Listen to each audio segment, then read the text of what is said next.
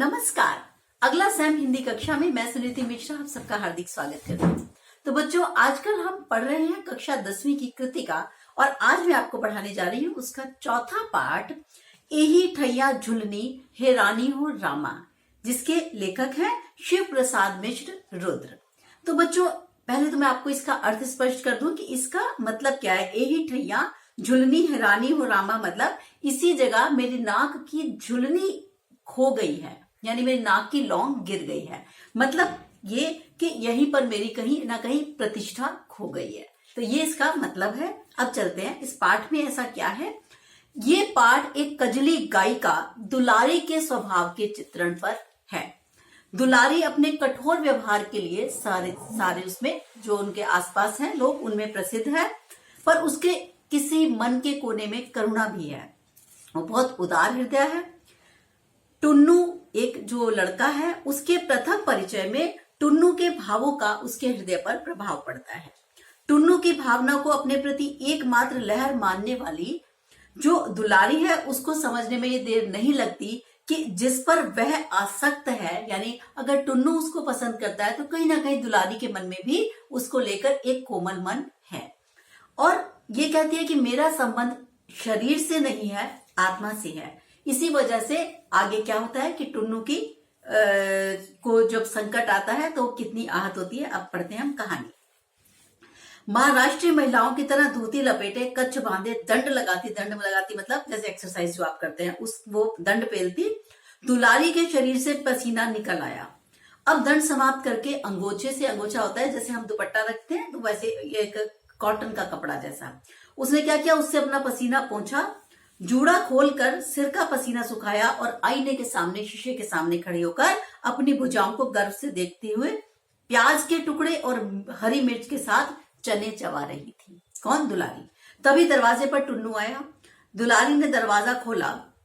दुलारी ने आंखें मिलाते हुए कहा, तुम फिर यहां आ गए टुन्नू? अरे मैंने तुम्हें यहां आने के लिए मना किया था ना। इतने में टुन्नू ने झेपते हुए बगल में से एक बंडल निकाला और दुलारी के हाथों में दे दिया। दुलारी ने देखा उसमें गांधी आश्रम की बनी खद्दर की साड़ी थी। देखते ही दुलारी चीख उठी और पूछा, तुम इसे यहाँ क्यों लाए हो? टुन्नू का जीर्ण बदन, मतलब जो थोड़ा पतला दुबला सा था, वो सूख गया। सूखे गले से बोला, होली का त्योहार था इसलिए। दुलारी चिल्लाई, होली का त्योहार था तो यहाँ क्यों आए? जलने के लिए? क्या तुम्हें कोई और चिता नहीं मिली? तुम मेरे कौन हो जो यहाँ चले आए? खैरियत चाहते हो तो इस कफन को लेकर सीधे यहाँ से चले जाओ। ये दुलारी ने क्रोध में आकर उसको, टुन्नू को डांटा। दुलारी ने धोती टुन्नू के पैरों में फेंक दी। टुन्नू की आंख में आंसू भर आए।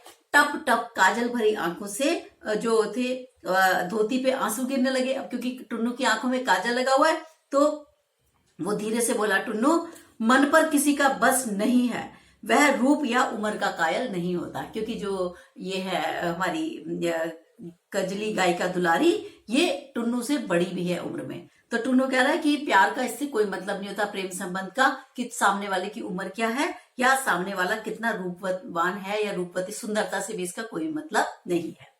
कहकर टुन्नू सीढ़ियों से नीचे उतरने लगा। टुन्नू को जाते हुए दुलारी भी देखती रही। उसकी भौं अभी भी वक्र थी, वक्र मतलब टेढ़ी, गुस्से से देख रही थी, लेकिन उसकी आंखों में कौतुक और कठोरता का स्थान कोमलता और करुणा ने ले लिया। कि अब उसकी आंखों में गुस्सा नहीं था बल्कि एक बहुत ही करुणा का भाव था, मतलब प्रेम का भाव भी आप कह सकते हैं। उसने भूमि पर पड़ी धोती उठाई जिस पर काजल से सने आंसुओं के धब्बे पड़ गए थे। उसने एक बार फिर टुन्नू की ओर जाते हुए देखा और स्वच्छ धोती पर पड़े धब्बों को वो बार बार चूमने लगी। मतलब उसको लगा कि कितना अच्छा है ये लड़का और मुझसे कितना प्रेम करता है। तो प्रेम वो भी करती है पर उसको दिखाना नहीं चाहती।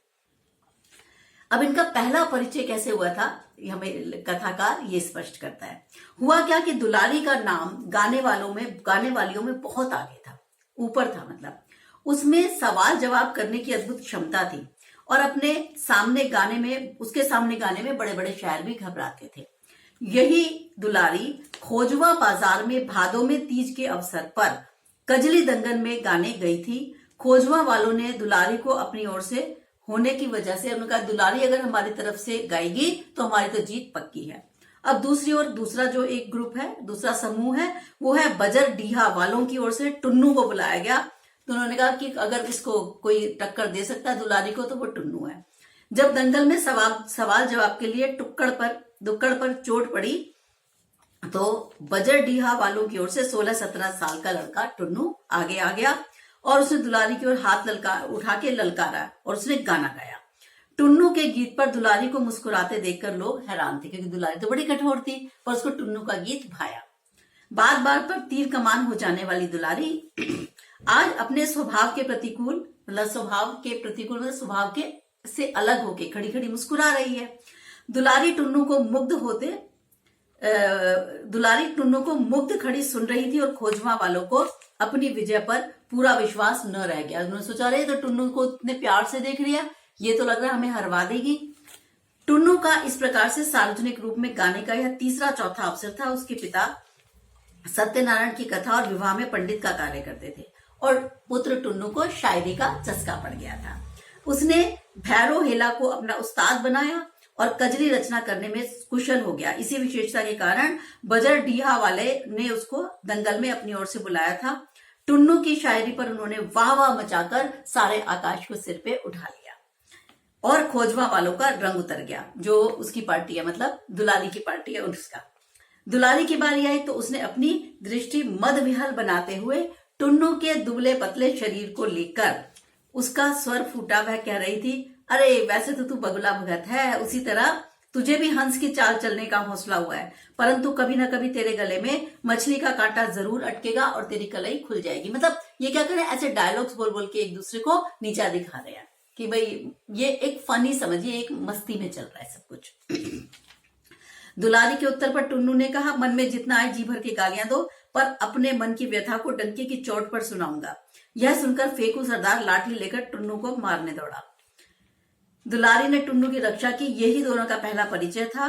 फिर उस दिन लोगों के बहुत कहने पर दोनों में से किसी ने भी गाना स्वीकार नहीं किया। अब टुन्नू और दुलारी जो है वो किस तरीके से एक दूसरे के प्रति आकर्षित हैं, ये बात बताएगा। टुन्नू चला गया, दुलारी सामान्य हुई और सोचने लगी कि टुन्नू की वेशभूषा में अंतर था। पूछा ही नहीं क्या या पूछने का अवसर ही नहीं मिला। फिर दुलारी ने टुन्नू वाली धोती उठाई और सब कपड़ों के नीचे संदूक में रख दी। टुन्नू के दुर्बलता का अनुभव उसे पहली ही मुलाकात में हो गया था कि ये मुझे पसंद करने लगा है, पर उसने सोचा बच्चा है, एक लहर सा मान के उसे छोड़ दिया। टुन्नू आता और मन की कामना प्रकट किए बिना ही खिसक जाता था। दुलारी टुन्नू पर मन ही मन हंसती थी। आज दुलारी को अनुभव हो रहा था कि टुन्नू का संबंध शरीर से न होकर आत्मा से है।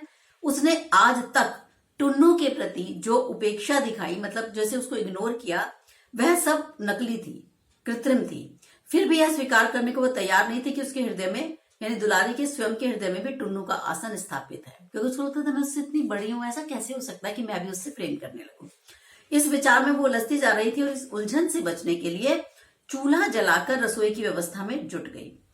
इतने में फेकू ने धोतियों का बंडल लिए प्रवेश किया और धोतियों का बंडल पैरों में रखते हुए बोला, देखो कितनी बढ़िया धोतियां हैं। दुलारी ने बंडल पर ठोकर मारते हुए कहा, तुमने तो होली पर साड़ी देने का वायदा किया था। फेकू ने रोजगार मंदा चलने का कारण बताते हुए कहा कि मैं तीज पे साड़ी ले आऊंगा। फेकू एक और जो है इसको पसंद करता है। जो उसी समय विदेशी वस्त्रों की होली जलाने के लिए विदेशी वस्त्रों का संग्रह करते हुए भारत जननी तेरी जय हो का गीत गाते हुए देश के दीवानों का दल आया। बड़ी सी फैली हुई चादर पर पुरानी धोती, साड़ी, कमीज, कुर्ता आदि की वर्षा हो रही थी। सहसा दुलारी ने लंका शायर के मिलों में बनी कोरी धोतियों का बंडल फैली चादर पर फेंक दिया। सबकी आंखें खिड़की की ओर उठी और वैसे ही खिड़की बंद हो गई। जुलूस आगे बढ़ गया। पहले क्या होता था, जो मशीन से बने हुए कपड़े होते थे वो ऐसे चादर फैला के कहते थे कि जिस जिसके पास आए हैं वो हमें देते जाओ, मतलब वो उसकी होली जला देते थे। तो इसने भी एक बंडल फेंक दिया। जुलूस के पीछे चलते हुए खुफिया पुलिस के रिपोर्टर अली सगीर ने भी यह दृश्य देखा। खिड़की का पल्ला फिर खुला, धड़ाके से बंद हुआ और अली सगीर ने फेकू को देख लिया था। फेकू पुलिस का मुखबिर भी था। अब दुलारी फेकू को झाड़ू से मारती हुई चिल्ला रही थी, निकल निकल मेरी देहरी से। उसे इतना गुस्सा था कि चूल्हे पर रखी बटलोही की दाल उसने ठोकर से उलट दी। दुलारी के हृदय में जल रही आग को पड़ोसी ने मीठे वचनों से जलधारा से बुझा रही थी, मतलब उससे प्यारी प्यारी बातें कर रही थी। दुलारी उनसे पूछ रही थी, बताओ टुन्नू कभी यहाँ आता है? तभी 9 वर्षीय बालक झिंगू ने आकर यह समाचार सुनाया कि टुन्नू महाराज को गोरे सिपाहियों ने मार डाला है और लाश भी उठा के ले गए। इस समाचार को सुनते ही दुलारी स्तब्ध रह गई। वह कातर हो उठी और आंखों में उसके मेघमाला गिराई। पड़ोसी ने कर्कशा दुलारी के हृदय की कोमलता को देख के दंग रह गई। उन्हें हैरानी हुई कि ये भी रो सकती है। वह उठी और सबके सामने उसने संदूक खोला और टुन्नू की दी हुई साड़ी पहन ली, धोती पहन ली। और तभी थाने से मुंशी और फेंकू ने सूचना दी कि आज अमन सभा में दुलारी को गीत गाना है। अब एक सह संपादक है, उनकी क्या रिपोर्ट है ये भी देखते हैं। सह संपादक ने दुलारी और टुन्नू के संबंध और टुन्नू की मौत की रिपोर्ट प्रधान संपादक को दी तो प्रधान संपादक झल्ला पड़ा कि ये क्या कोई अलिफ लैला की प्रेम कहानी लेके आए हो।